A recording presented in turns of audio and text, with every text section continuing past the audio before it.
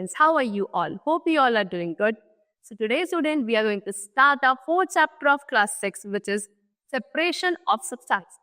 तो students, last chapter में हम लोगों ने discuss किया कि किस तरीके से हम लोगों को जो materials होते हैं हमारे surroundings में उनको divide करना पड़ता है, उनको sort करना पड़ता है on the basis of their similarities and dissimilarities, उनकी properties के basis पर. अब ये तो सेपरेशन मेथड्स होते हैं कि हम उन्हें सेपरेट कैसे करेंगे, उनके ग्रुप्स कैसे डिवाइड करेंगे, वो आज हमें डिस्कस करना है. ठीक है, so let's begin our chapter. See now see students, what they have written, there are many things that are made up of more than one thing और have more than one thing. They are mixture of things. अब आप अपने surrounding में अगर देखोगे तो बहुत सारी ऐसी चीजें हैं जो एक से ज्यादा चीजों से मिलकर बनी है या जिनके अंदर एक से ज्यादा चीजें होती, उनको बोला जाता है मिक्सचर ऑफ थिंग्स, है ना. जैसे कि एग्जांपल है सॉइल. सॉइल किसका मिक्सचर है? सैंड, क्ले, पेबल, वाटर, इन सभी चीजों का मिक्सचर है. Air, air is a mixture of different gases. बहुत सारी गैसेस का मिक्सचर है एयर. सो होता क्या है, the substances which make up a mixture are called its component. वो सभी सब्सटेंसेस, वो सभी कंपोनेंट्स, थिंग्स जिनसे मिलकर एक मिक्सचर तैयार होता है, उनको हम बोलते हैं कंपोनेंट्स ऑफ मिक्सचर. ठीक. Some components of a mixture are desirable and but some are undesirable. They are needed to separate. अब कुछ ऐसे components होते हैं substance के या mixture के जो desirable होते हैं, यानी कि जो जरूरी है, लेकिन कुछ components undesirable होते हैं, यानी कि वो हमारी requirement में, need में नहीं होते. That means वो हमें separate करना पड़ेगा, उन्हें हमें remove करना पड़ेगा from that particular mixture. Okay, so separation of components can be done on the basis of weight, size, solubility, etc. तो अभी जो सेपरेशन किया जाता है वो उस सब्सटेंस के साइज पे, उसके वेट पे और इसके सॉल्युबिलिटी के बेसिस पे किया जाता है. और भी बहुत सारी चीजें जिनके बेसिस पे आप सेपरेशन कर सकते हैं. अब हमें वन बाय वन उन्हीं मेथड्स को डिस्कस करना है जिनसे हम सेपरेशन करते हैं. सबसे पहले आपको यहाँ पे गिवन है मेथड्स ऑफ सेपरेशन. बहुत सारे गिवन है, जैसे कि hand picking, sieving, filtration, threshing, sedimentation and decantation, loading, winnowing and evaporation. These all are the various types of methods of separation of substances from a mixture. एक mixture से different component को separate करने के सारे आपके पास क्या है, methods है. सबसे पहले हमें पढ़ना है हैंड पिकिंग. बहुत ही कॉमन सा मेथड है, घर में हम लोग यूज करते हैं चीजों को सेपरेट करने के लिए. आपने देखा होगा मम्मी क्या करती है, दाल या चावल को जब साफ करती है बनाने से पहले, तो उसमें जो स्टोन या पेबल्स वगैरह होते हैं उनको क्या करती है मम्मी, हाथ से ऐसे उठा उठा के अलग करती है. किसी को तो हैंड पिकिंग कहा जाता है ना. बहुत ही कॉमन मेथड है, ट्रेडिशनल मेथड है, यूज किया जाता है. लेकिन बच्चों इसका एक बहुत बड़ा डिसएडवांटेज ये है कि आप इस मेथड को क्या, अगर बहुत ज्यादा क्वांटिटी ऑफ मिक्सचर को सेपरेट करना है उसके लिए यूज नहीं कर सकते, क्योंकि पेशेंस चाहिए, टाइम बहुत ज्यादा लगता है इस मेथड में, है ना. देख चल, it is the most common method to separate things. चीजों को सेपरेट करने का बहुत ही कॉमन सा method. In this method, components are separated by hand. कैसे? हाथ से उठाकर हम सेपरेट करते हैं. Small pieces of stones and husk from rice or pulses are separated using this method. है ना? Rice, pulses, इन सब में से छोटे छोटे pieces stones के, husk के इसी मेथड से सेपरेट किए जाते हैं. This method is used when the impurities are in small quantities, can be picked by hand easily, have different sizes, shapes or colors and are visible or insoluble. ठीक है, ये method कब use किया जाएगा, जब इम्प्योरिटीज आपकी कैसी हैं, थोड़ी ही क्वांटिटी में, ज्यादा नहीं है. ठीक है ना. और उसके बाद आप इसको हैंड से आसानी से उठाकर रख सकते हो. जिसको भी आप सेपरेट कर रहे हो उसका शेप, साइज, कलर थोड़ा डिफरेंट हो, वो आसानी से आप उसको विजिबल होके, अच्छा ये कुछ अलग है और नहीं है सही, तो आप आसानी से सेपरेट कर सकते हैं. You have seen our mother using this method of separation. आपको मैंने स्टार्टिंग में बताया कि आपने कॉमनली अपने घर में देखा होगा मम्मा यूज करती है इस मेथड को for the separation process. Now the second we are having threshing. The process used to separate grain seeds from stalk is called threshing. देखो स्टूडेंट्स, यहाँ पे आपको एक पिक्चर गिवन है जिसको बोलता है थ्रेशिंग मेथड. ये होता क्या है, यहाँ पे जो स्टॉक्स होते हैं, यानी कि धान जब काटी जाती है, स्टॉक्स को क्या करके ऐसे बीट करके उसमें से जो ग्रेन्स होता है वो सेपरेट किए जाते हैं, और इस मेथड को बोला जाता है threshing method. Okay, it is beating against the flat surface. पूरे स्टॉक्स को, ग्रेन्स के स्टॉक्स को वो एक फ्लैट से सरफेस पे इस तरीके से बीट किया जाता है. अब बीट करने पे जो उसमें अंदर ग्रेन्स होते हैं वो बाहर निकल कर आते हैं, इसको बोला जाता है threshing. A farmer separate seeds from the stock. इसी तरीके से फार्मर क्या करता है, स्टॉक में से सीड को सेपरेट करता है. To separate the grain seeds from the stalks are threshed or beaten on a wooden board. क्या किया जाता है स्टॉक से सीड्स को सेपरेट करने के लिए? इसको बीट किया जाता है किसी वुडन के बोर्ड पर या किसी फ्लैट सरफेस पे, तो वो सेपरेट हो जाती है seeds. Now machines are also used for threshing, they are called thresher. और आज के टाइम पे ये तो बेटा थोड़ा सा ट्रेडिशनल मेथड है, मैनुअल मेथड है, लेकिन आज के टाइम पे टेक्नोलॉजी इतनी एडवांस हो गई कि इसके लिए भी एक मशीन आ चुकी है जिसको आप थ्रेशर बोलते हैं, उससे ये थ्रेशिंग मेथड किया जाता है. ठीक है, चल next we come to winnowing. Now what is winnowing? This is the picture of the process of winnowing. Winnowing में इस तरीके से कुछ होता है. होता क्या है देखो, winnowing is used to separate husk from grains with the help of wind. After threshing husk remained behind. अब इसमें क्या होता है, ग्रेन्स में जो हस्क होता है, हस्क बहुत एक लाइट सा मटेरियल होता है, उसको सेपरेट करने के लिए ग्रेन्स से विनोइंग मेथड यूज किया जाता है बाय यूजिंग विंड, हवा का यूज करके. ठीक है, क्या होता है जब थ्रेशिंग हो जाती है, इसमें सारे ग्रेन सेपरेट कर दिए जाते हैं, तो उसमें कुछ हस्क वाले पार्टिकल्स होते हैं वो अब भी ग्रेन्स के अंदर रहते हैं, वो सेपरेट किया जाता है विनोइंग मेथड से. To separate the grain seeds from husk, winnowing is done. In this method, the farmer stands on a raised platform and allows a mixture of grain and husk to fall down slowly. He continuously shakes the winnowing basket. Being light, the husk get carried away by wind, whereas the heavier grains fall down vertically on the ground, forming a heap.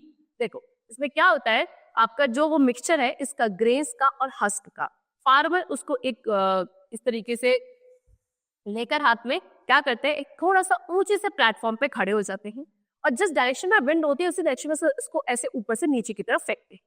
अब होता क्या है कि बच्चों उसमें जो husk के particles है वो लाइट वेट होते हैं. लाइट वेट होता है तो जो वो विंड का प्रेशर होता है वो उनको उड़ाकर ले जाता है दूर की तरफ, और जो ग्रेन पार्टिकल्स है वो हैवी होते हैं, वो विंड से नहीं ब्लो अवे होते, वो क्या होता है वो सारे नीचे वर्टिकली नीचे गिरते हैं और यहीं पर सारे नीचे ग्राउंड पे इकट्ठा हो जाता है, हीप बना लेते हैं. इस तरीके से हस्क पार्टिकल्स आपके सेपरेट हो गए और व्हीट पार्टिकल्स आपके नीचे ग्राउंड में एक्यूमुलेट हो जाए. इस मेथड को बोला जाता है विनोइंग. ठीक है, चलो बच्चों, now next method we are having sieving. देखो अब ये क्या है, this method is use when the components of a mixture are of different sizes. ये मेथड कब यूज किया जाता है, जब मिक्सचर के जो कंपोनेंट्स है वो डिफरेंट साइजेस के. Okay, your mother uses this method to separate tea granules or to separate impurities from flour. घर में मम्मा यूज करती है इस मेथड को. कैसे यूज करती है, कभी आपने देखा हो जब चाय बन जाती है तो चाय पत्ती को सेपरेट किया जाता है, वो जो छन्नी बोलते हैं उसको सीप बोला जाता है, उसके थ्रू क्या किया जाता है, पूरी टी को पोर किया जाता है ना. टी तो ग्लास में आ जाती है लेकिन टी लीव्स का साइज ज्यादा बड़ा होता है तो वो उसी में रह जाता है. या फिर फ्लावर, आटा मम्मा छानती है ना, उसको कहते हैं ना, उसको भी सीविंग मेथड कहते हैं. देखो इस तरीके से तो क्या होता है उसमें से सारी इम्प्योरिटीज अलग हो जाती हैं, फ्लावर आपका डिफरेंट, लेकिन कंडीशन है कि साइज दोनों का डिफरेंट होना चाहिए. Okay, now larger sieve is used to separate pebbles from sand at a construction site. Construction site पर भी आपने देखा होगा एक बहुत बड़ा सा sieve होता है, उसको यूज किया जाता है क्या करने के लिए, सीमेंट या सैंड में से क्या पेबल्स जो होता है, पत्थर जो होता है उनको सेपरेट करने के लिए वहां पे एक लार्जर sieve यूज किया जाता है. ठीक है, next we come to sedimentation and decantation. अब इसमें क्या है, this method is used to separate insoluble solids from liquid. अब ये क्यों यूज किया जाता है, इनसॉल्युबल लिक्विड्स जो है ना, उसको सेपरेट करने के लिए ये मेथड यूज किया जाता है. इनसॉल्युबल सॉलिड्स को फ्रॉम द लिक्विड, यानी कि जो लिक्विड में कुछ ऐसे सॉलिड पार्टिकल्स है जो इनसॉल्युबल है यानी कि वो उसमें डिसॉल्व नहीं होते हैं, उनको सेपरेट करने के लिए ये मेथड यूज किया जाता है. The substance that settles down at the bottom of a liquid is called as sediment. वो सब्सटेंस जो किसी एक लिक्विड के नीचे वाले बॉटम में जाके सेटल हो जाता है ना, क्योंकि डिसॉल्व तो होता नहीं है, उस सब्सटेंस को बोला जाता है सेडिमेंट, है ना. And the process of settling down of a solid at the bottom of a liquid is called sedimentation. और ये जो प्रोसेस है जहाँ पे वो आपका सेडिमेंट सेटल हो चुका है at the bottom of the liquid, इस प्रोसेस का नाम होता है सेडिमेंटेशन. ठीक, now to separate heavy insoluble substance from a liquid, the liquid is left still for some time to settle down the impurities at the bottom of the liquid. Now decantation process is opted. In decantation, the liquid is poured into another pot slowly. Thus impurities are left in the form of former pot, and in another pot we get clear liquid. देखो बच्चों, इसमें होता क्या है मैं आपको अच्छे से बताऊं कि एक आपके पास मिक्सचर है जहां पे आपके नीचे सॉलिड पार्टिकल्स है और ऊपर क्या है आपके पास लिक्विड है. अब वो जो सॉलिड पार्टिकल है वो हेवी है, उसको आप क्या करो, पूरे मिक्सचर को अनडिस्टर्ब ऐसे ही छोड़ दो, यानी कि उसको डिस्टर्ब नहीं करना, उसको हिलाना नहीं है, उसको ऐसे उसमें क्या होगा, जो सेडिमेंट पार्टिकल्स है वो डिसॉल्व नहीं होते हैं, वो नीचे बॉटम सरफेस में सेटल हो जाएंगे, है ना, जिसको आप सेडिमेंट बोलते हो। इस प्रोसेस का नाम होता है सेडिमेंटेशन। ठीक, अब इसी के तुरंत बाद होता है डिकम्पोजिशन। इसमें क्या किया जाएगा, अब वो जो आपका ऊपर लिक्विड वाला पार्ट ऊपर है और नीचे आपका कौन सा वाला पार्ट है, सॉलिड वाला पार्ट है, जिसको आप सेडिमेंट कहते हो। अब धीरे धीरे आप उस बर्तन को उठाकर जो उसका लिक्विड वाला पार्ट है उसको किसी दूसरे कंटेनर में पोर कर, बहुत स्लोली, सो दैट वो नीचे वाला डिस्टर्ब ना हो, है ना। तो उसमें क्या होगा, आपका जो रेसिड्यू है, वेस्ट है, वो नीचे रह गया और जो लिक्विड पार्टिकल आपको चाहिए था वो दूसरे कंटेनर में सेपरेट हो गया। इस तरीके से आपने क्या कर दिया, लिक्विड और सॉलिड को सेपरेट कर दिया।